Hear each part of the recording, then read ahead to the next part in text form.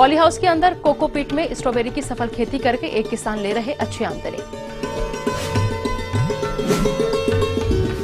Vermi compost खाद बनाने की तकनीक और उसका महत्व। दुधारू पशुओं में थनैला रोग के कारण लक्षण और उसका निदान।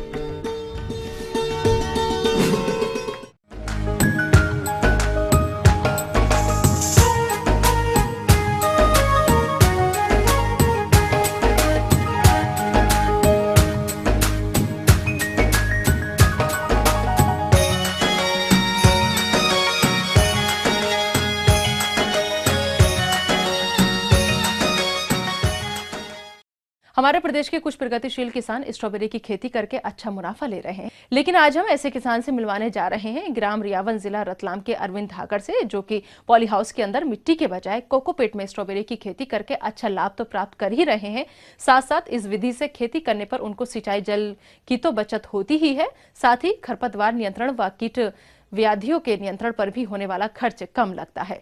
तो स्ट्रॉबेरी की खेती की इस नई तकनीक से ये इतना अच्छा लाभ कैसे ले रहे हैं, आइए जानते हैं खुद उन्हीं से। कुछ नई तरीके से मैंने स्ट्रॉबेरी लगाई है।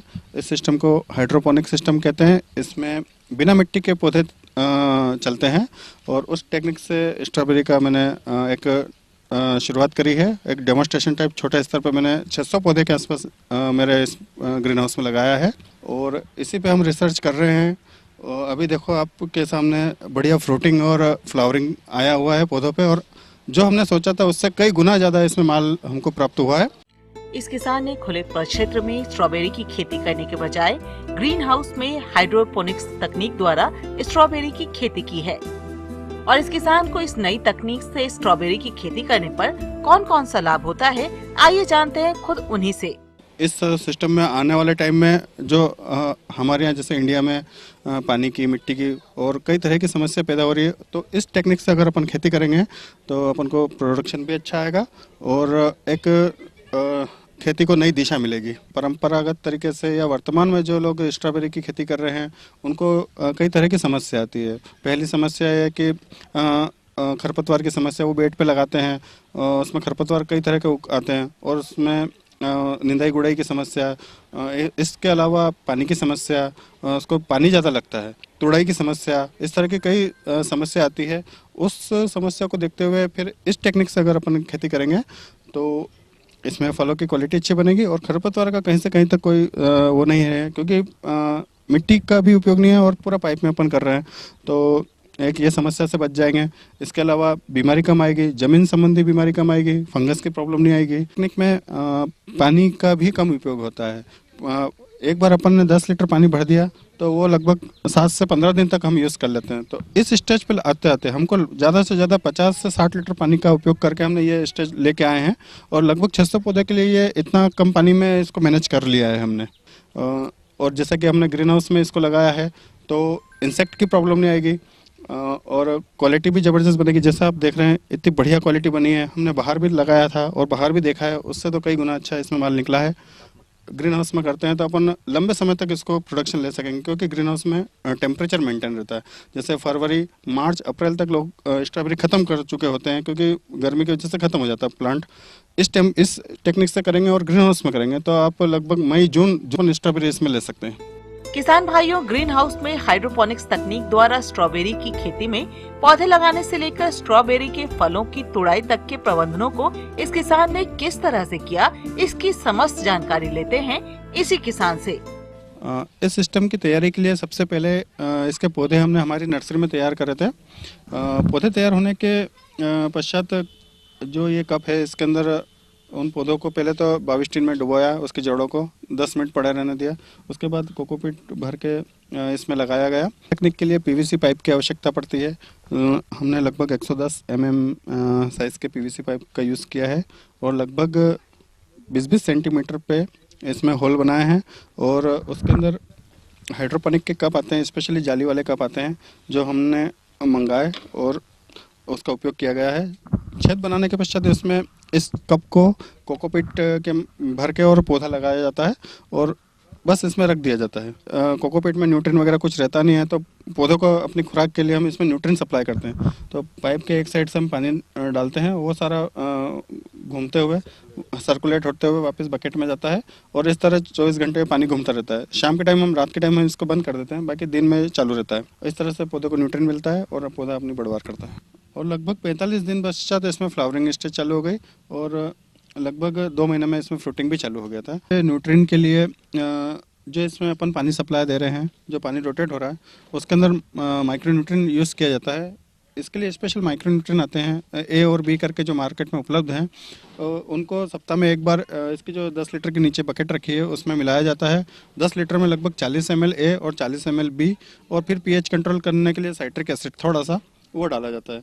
और 7 से 15 दिन तक उसी पानी को हम सप्लाई करते रहते हैं इसमें। और उससे क्या होता है कि बराबर पानी पूरे पाइप में जाता है और पौधों को बराबर पानी मिलता है और भोजन मिलता है। पौधों में बीमारी की अगर बात करें तो नेट हाउस में हम कर रहे हैं तो बीमारी नहीं आती है। उसके बाद भी ऐसा लगता है कि कोई इंसेक्ट आता है, विशेषकर हरे मच्छर का इसमें प्रकोप होता है जो रस चूसक रहते हैं, पत्तों के नीचे रहते हैं। तो उसके लिए इमीडा या इस टाइप से कोई केमिकल या कोई नीम ऑयल वगैरह बायोकेमिकल का स्प्रे किया जाता है।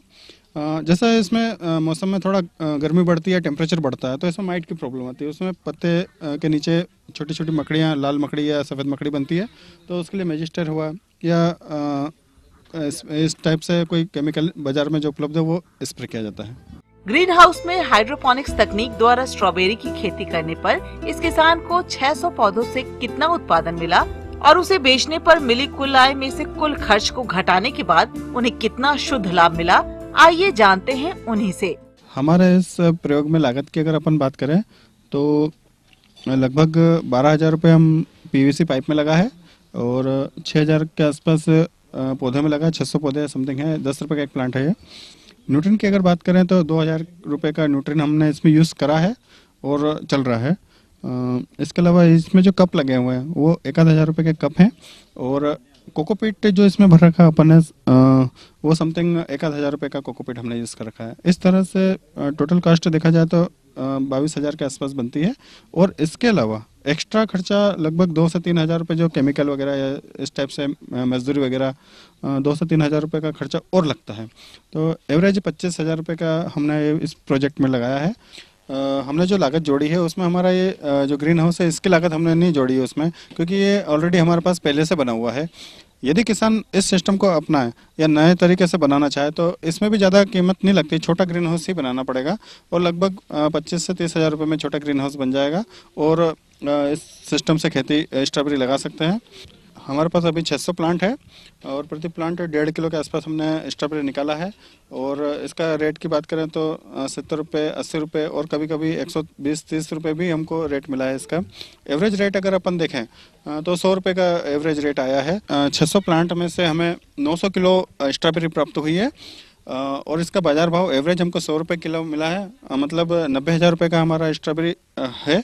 और कास्ट की बात करें तो 24 से 25,000 रुपये हमारा लागत लगी है इसमें। अगर इसको माइनस करते हैं तो 65,000 रुपये के आसपास हमको नेट प्रॉफिट बनता है। और कम पानी में, जैसे हमने पूरी सिस्टम में लगभग 60 से 70 लीटर पानी यूज़ किया है और कम स्पेस, मतलब हमारा छोटा सा ग्रीन हाउस है, इसके अंदर हमने इस तरह से प्रोडक्शन निकाला है। किसान भाइयों से मेरा यही कहना है कि कम पानी की उपलब्धता में इस सिस्टम को अपनाकर हम अच्छा उत्पादन ले सकते हैं।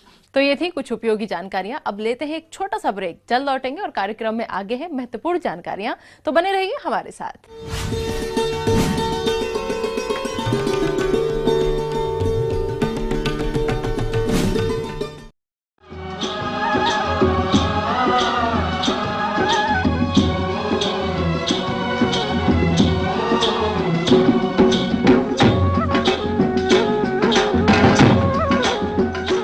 ब्रेक के बाद एक बार फिर से आप सभी दर्शकों का अन्नदाता कार्यक्रम में स्वागत है। बढ़ते हैं अगली प्रस्तुति की ओर।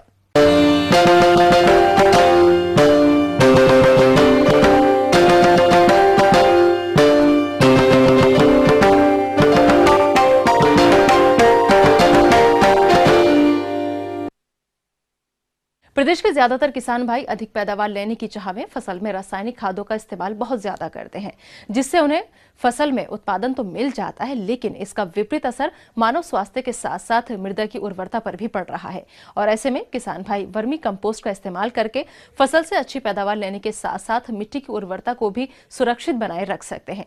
इसलिए किसान भाइयों, वर्मी कंपोस्ट को कैसे बनाएं और कृषि में इसका क्या महत्व है, इस विषय पर विस्तृत जानकारी के लिए आइए मिलते हैं एक कृषि वैज्ञानिक डॉक्टर पीसी चौधरी से। वर्मी कंपोस्ट केंचुए द्वारा बनाई हुई खाद है।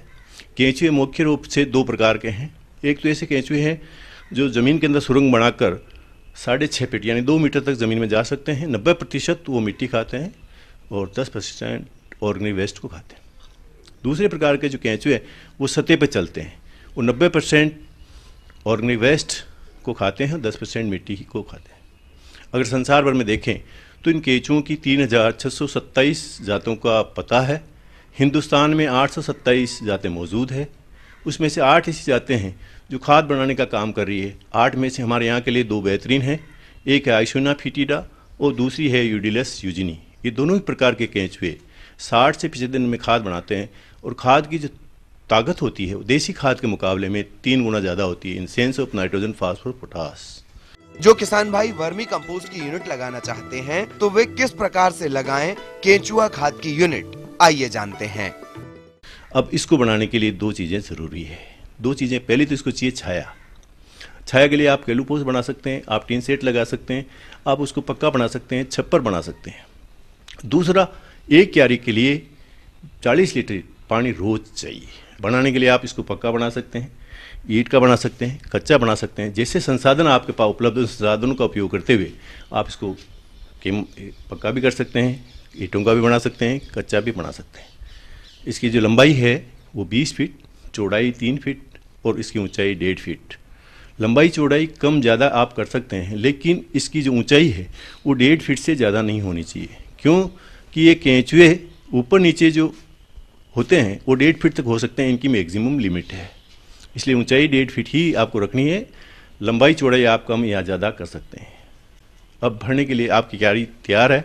आप सबसे पहले 3 इंच के बराबर मोटा कचरा जो भी आपके पास में उपलब्ध हो, ज्वार, बाजरे, कड़वी का, वो आप डाल सकते हैं और उसको पानी से गीला कर दें। उसके बाद 3 इंच गोबर, 10-15 दिन पुराना गोबर डाल के, पानी डाल के उसको ठंडा करना। ठंडा करने के बाद